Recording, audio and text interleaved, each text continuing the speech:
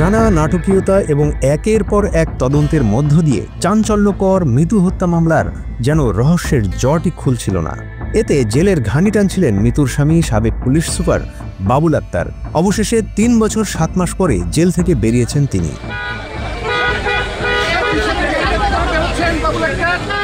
৪ December বুধবার বিকেলে সাদা রঙের একটি গাড়িতে করে কারাগার থেকে বের হয়ে আসেন বাবুল আক্তার। তবে কারা ফটকে এক মুহূর্ত দাঁড়াননি, কথা বলেননি সাংবাদিক সহ উপস্থিত কারো সঙ্গে।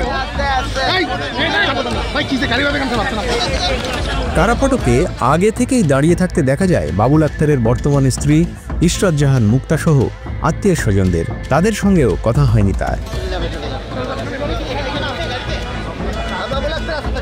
এর আগে ২৭ নভেম্বর হাইকোর্ট থেকে জামিন পান সাবেক এই পুলিশ সুপার। বাবুলের জামিন বাতিল চেয়ে সুপ্রিম কোর্টের আপিল বিভাগে মৃত্যুর বাবা মোশাররফ হোসেন আবেদন করেছিলেন, তবে জামিন বহাল রেখে রায় দেন চেম্বার আদালত। Double million offer, Walton fridge কিনে পেতে পারেন ২০ লক্ষ টাকা, রয়েছে কোটি কোটি টাকার নিশ্চিত উপহার। ২০১৬ সালে চট্টগ্রামের জিইসি মোড়ে তৎকালীন পুলিশ সুপার বাবুল আক্তারের স্ত্রী মৃত্যুকে গুলি করে ও কুপিয়ে হত্যা করা হয়। ২০২০ সালের জানুয়ারিতে আদালতের নির্দেশে মামলার তদন্তভার পায় police bureau of investigation PBI.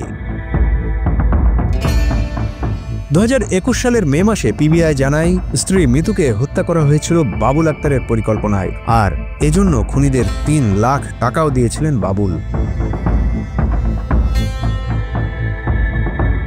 পরে বাবুলের মামলায় চূড়ান্ত প্রতিবেদন দেওয়া হয় এবং মৃত্যুর বাবা আরেকটি মামলা করেন। তবে মৃত্যুর বাবার করা সেই মামলা আদালতে না টেকায় বাবুলের মামলাটি আবার পুনরুজ্জীবিত হয়। ২০২১ সালের মে মাসে পিবিআইয়ের হাতে গ্রেপ্তার হন বাবুল।